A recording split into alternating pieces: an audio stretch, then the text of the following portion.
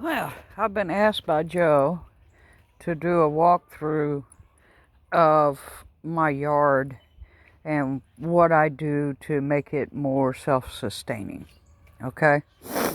So I'm going to go through this pretty quickly. This is a low bush blueberry. This right here, these are where I normally plant either tomatoes or kale. This is high bush blueberry. I want you to realize that with blueberry trees and bushes, you have to have two separate kinds. Okay? Hello, more blueberry. This is also high bush. Okay? And we got bumblebees having a field day right now on the blossoms. Right? Now, I did have another low bush right here, but it looks like it's died, so, or been chewed off by something. Okay, this right here, this is normally my onion bed or my tomato bed, and as you see here, I've got kale. This kale come up by itself. I did not plant this, it just come up by itself. So this right here, which looks like a hot mess, is actually pokeweed. So this is how big pokeweed in a year can get. This also looks like a hot mess. This is black sebaceous elderberry. And you will see, and I will warn, you will see that elderberry puts out roots pretty much like bamboo, and it goes everywhere. Now this bed here is part of my cucumber and garlic. As you can see, I've got garlic coming in, and I've got a lot of garlic coming in. Garlic grows over winter, and I have several beds of garlic. Now this is wild elephant garlic, and you will see these pink flowers all through it, along with these little white flowered, low hanging weeds. This right here is henbit. It is edible. You can eat this in a salad. This is chickweed, okay? Not to be confused with this plant, which is Carolina creeper. It is poisonous, okay? So you have to know what you're looking at. Now, as you come in here, this is normally, in this area here, is normally where my lamb's quarters grows. And right now, it has took over, you can see it coming up, it's took over this bed, which, unfortunately, this was part of one of my herb beds, and everything died in it. This is my peach tree. This is my mama peach tree, and she is blossoming out hugely. Right in between my peach tree, I have my strawberry bed. Now, I don't do like most people do. I just let this grow up with weeds over the winter, and it protects my strawberry plants. It's just a wild way to do it. They come up every year. This is my apple tree, and I planted this last year, and she's just starting to bud out. I mean, just starting to bud out. This is my herb bed, and as you can see, it looks like a bunch of dried sticks right now, okay? This will not come up. Some of it's starting to come up right here. This is, I believe, parsley, and over there in that area underneath big thing of henbit is my oregano. And so I have parsley and oregano planted here. They do come back every year, but I have to go in and clean out the weeds for them to shoot up. So I have to be careful. This bed here, I've been cleaning. This is my cucumber and string bean bed. That's why I have these little poles here for them to grow up. And my second peach tree.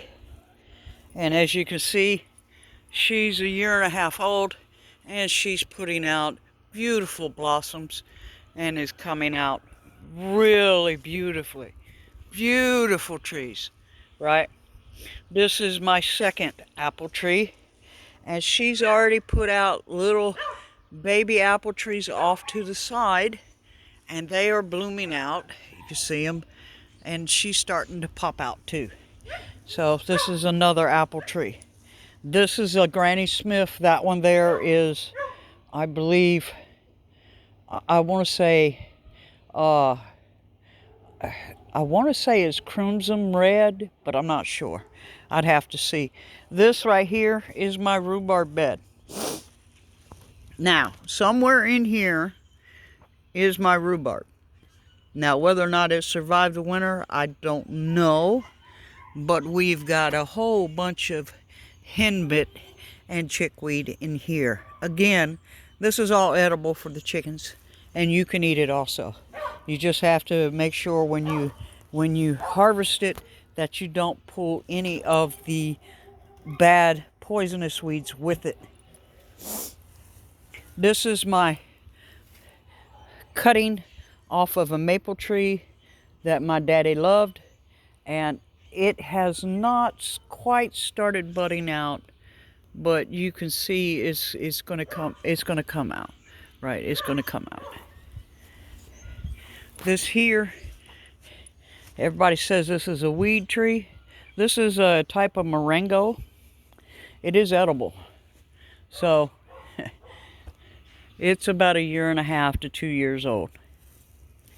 Again, I have chickweed all over the ground out here. I have wild onion out here.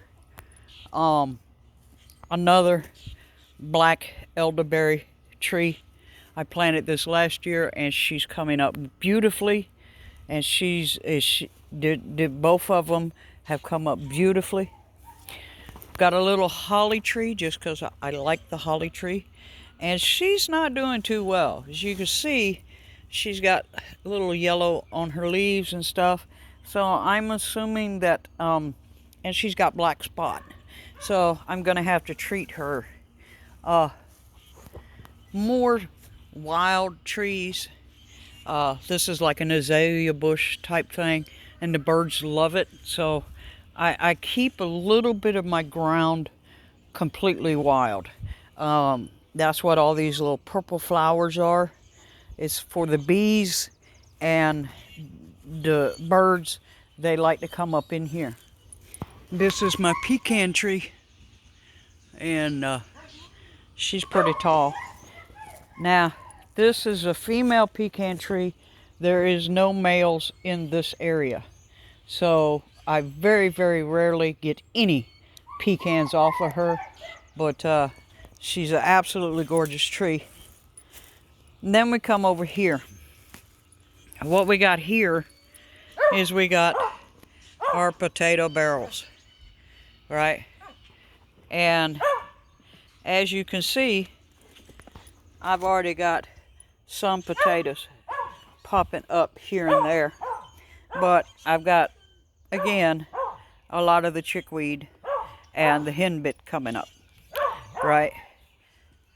And more of these darn bushes, and it's just everywhere, right? This is the wild area that I keep, and if you look right there, that is actually a possum den. And I don't bother the possum, it doesn't bother me. And then we have bamboo. Lots and lots of bamboo. And this is a constant battle here, is cutting the bamboo down. Now, the young portion of the bamboo is edible. but these are really good for fishing poles.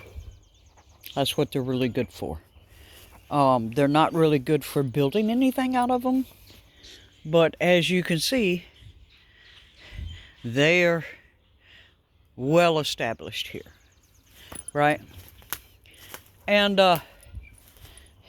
most of my ground here, I have ground plants down in here. Like, I've got some plantain, I've got edible weeds. I've just encouraged this, right? I've got dandelions. See the dandelion popping up? And they pop up all over the place, right? And they are all edible. So I try and encourage the edible plants, and I try to pull up by the roots the poisonous plants. But with these weeds, there's really, the only thing you can do is clear an area around the weed that you want to encourage and let it go to seed and drop more. I do get dandelions. Like I got a couple there, I got a couple there, I got a couple there. But yeah, that's what I got going on in my backyard. And I've encouraged the wild onion, right? I've encouraged the wild onion to pop up here and there in my yard. The issue you do have when you have thick weeds like this, see, I got all wild onion popping up here. Snakes. Okay, we do have issue with snakes here, particularly over by my chicken coop where my blackberries are at, because we got the blackberries right here, and then on the end down there we have raspberries, and then I've got another blueberry tree which is not doing so well, but we planted it last year, and the fact that it's even getting green on it, I'm excited about, because that means it will propagate. But even here in the blackberries, I have chickweed growing, and all of these weeds that I have here are edible by the chickens. So my blackberry is way out. It's way out to here, right? Which is a good 12 foot, right? And my raspberry is doing fine with it. They do not cross-pollinate. So I have red raspberry and thornless blackberry. This thornless blackberry I actually got in Arizona, and I only planted one, which was this one, and it has propagated all these. So as you can see, it's starting to grow up the side of the chicken coop, which is what I wanted to do, and make a bush defense for this side of the chicken coop. So when you plant, that's what you want to think about. Now, where I planted this elderberry tree, it was a spot that wasn't being used, and I didn't expect it to put out roots like bamboo. So I'm having an issue with that because I didn't research it well. So that's the other thing you want to do whenever you're looking at planting something, is researching it and finding out, okay, this was supposed to be a tree, not an elderberry bush. So that was the other thing. So that's my tour of what I've got going on in the garden. And I try and every fall, I try and let one or two of the fruit off of whatever I'm harvesting just fall in the dirt, and the next spring it comes up by itself.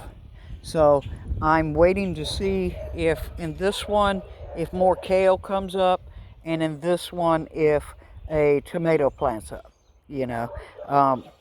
We'll see, right? We'll see.